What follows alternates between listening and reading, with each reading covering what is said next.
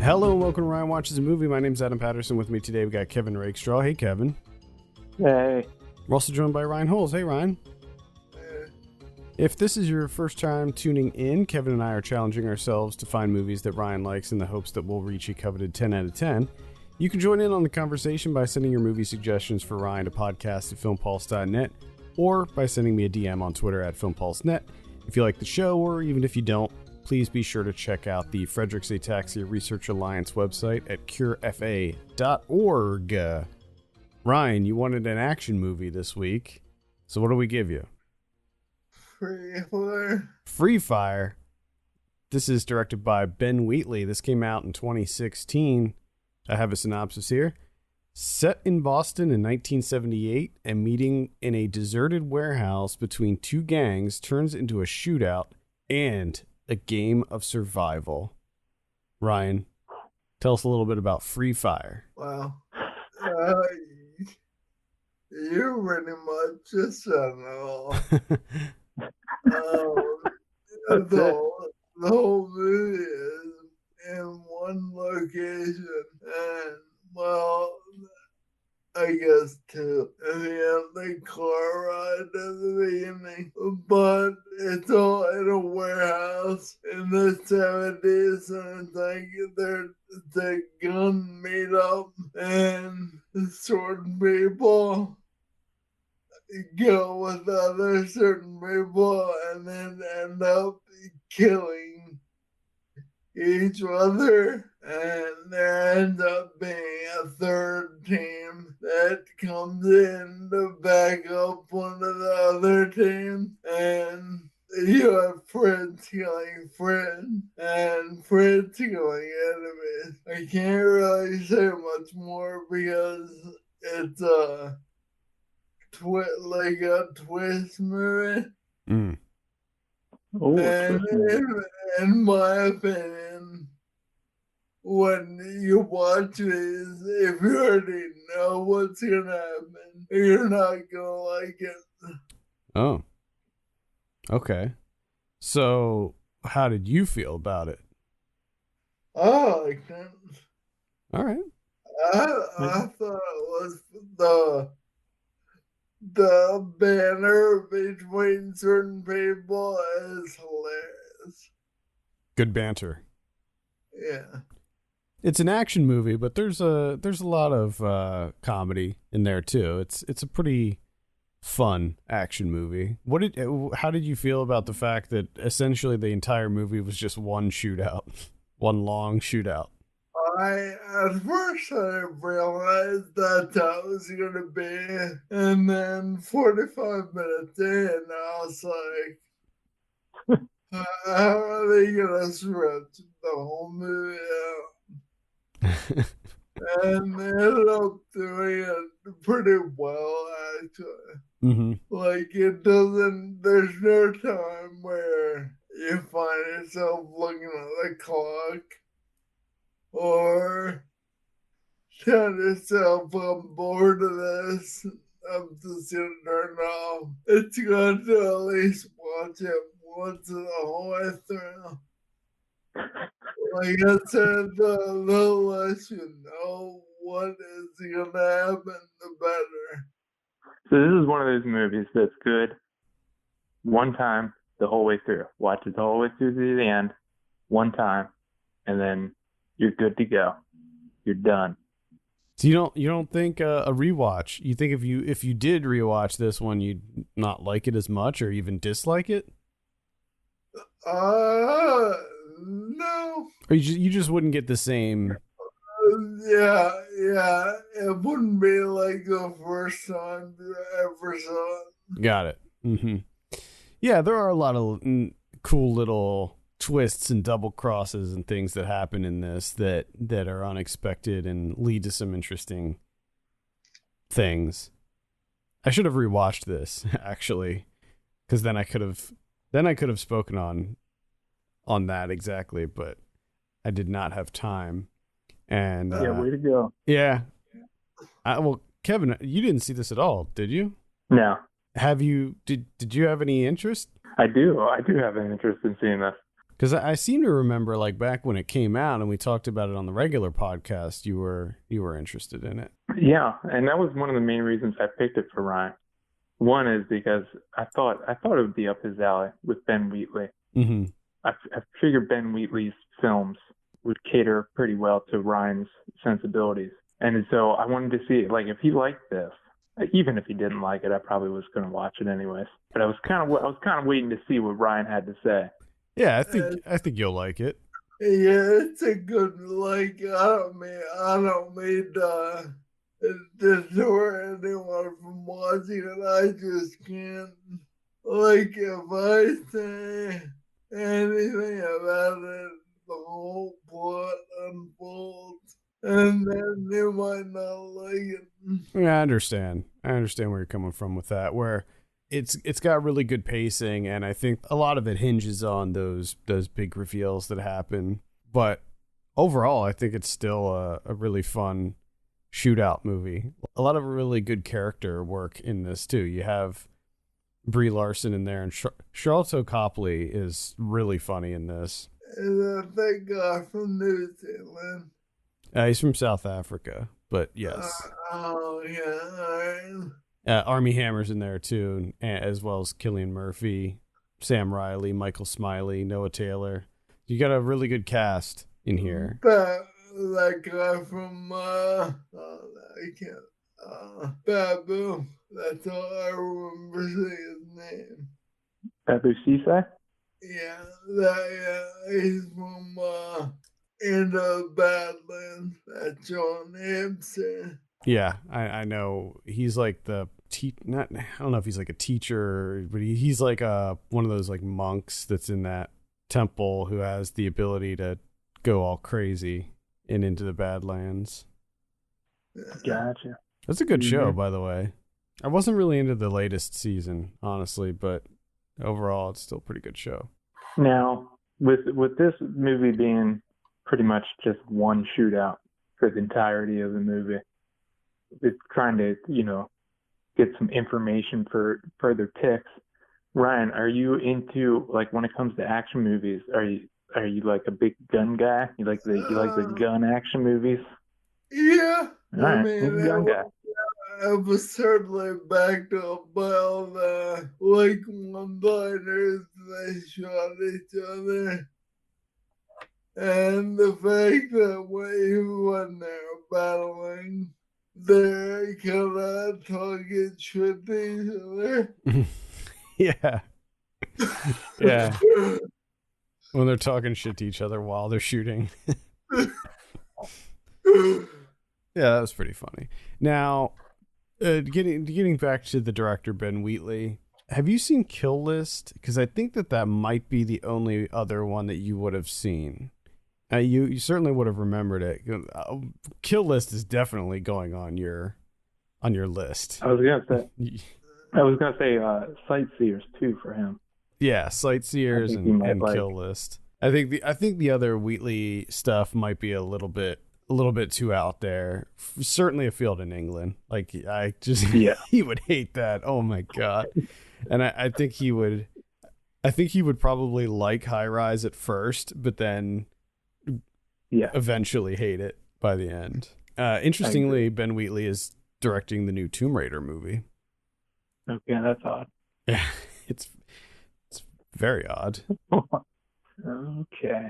I mean, good on him. Like, that's probably a lot of money for him.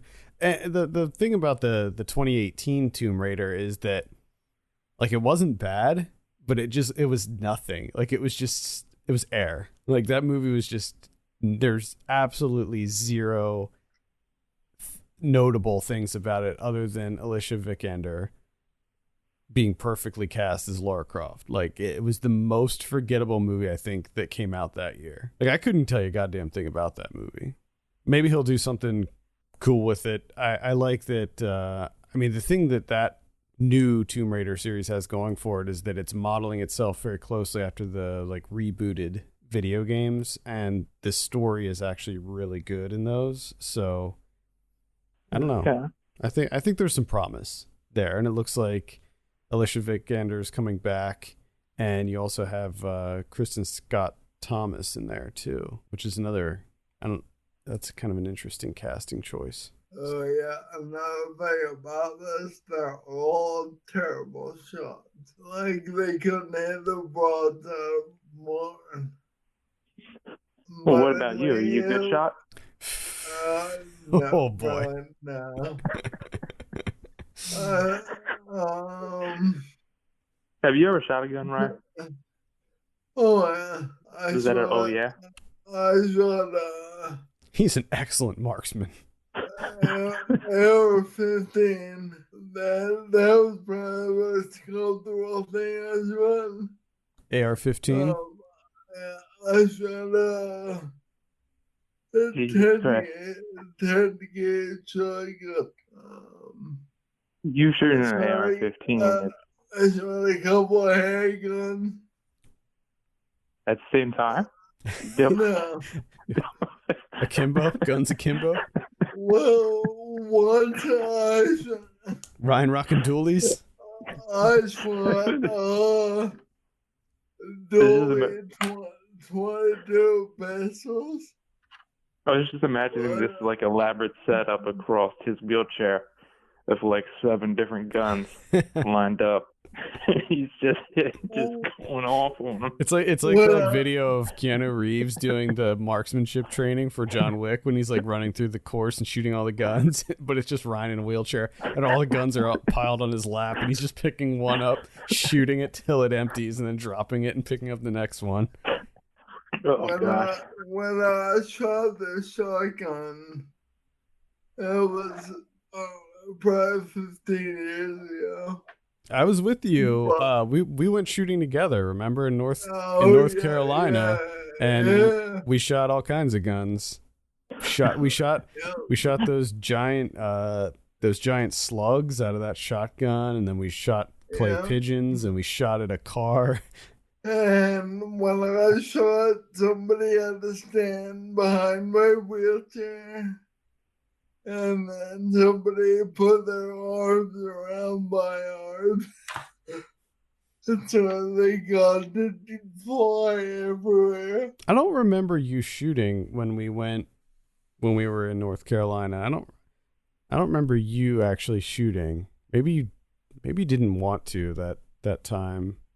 Man, it took me a while. I remember the first time they did it down there, I didn't want to because I just didn't feel safe. But after a while, I worked up after a couple times. I mean, I'm not a gun person, but that was tremendously fun to shoot all those guns. Yeah, I'm not big on guns, but that was fun. I enjoy it like, I guess we call it recreational shooting. Yeah, like target shooting or whatever. Yeah. Watch Ryan become this like crazed gun nut. Next time I'm over at your house, you're gonna have that wall that has like all the Funko Pop figures, and they're gonna be replaced with guns. He just spends all of his free time building AR-15 and various ARs. I am also not an accurate shooter at all, much like the people in this movie. Sweet, did you find it relatable in that aspect? You're like, damn, you're just like me. Like they would shoot like 10 feet away and not even hit the person. Like after a while, it kind of became funny to watch them all miss constantly. Yeah, they were all somewhat inept. And then Armie Hammer, he reminded me of like a military, Secret Service person. Like he was a gung ho, and then towards the end, he didn't do very well. Towards the end, he didn't do very well. All right. Does this make you interested in checking out some of Ben Wheatley's other films? If they're like this, then yes. They're actually Well, not. how much how much what aspect of this are they just nothing but a shootout? Because then no, there's only one like that. Just the fact that the whole thing is I don't want to call it a big joke, but it's constantly funny. Like I Okay. said, when they're talking shit to each other all the time and shooting. So yes, a mixture of Conan and action. All right. I mean, Sightseers is definitely sort of a genre blend. It's got comedy and even romance and violence in it. So yeah, maybe that one. The guy from South Africa is hilarious. He really makes me laugh. Yeah, his character was really funny in this. All right. Any final thoughts before we give you a drum roll on this?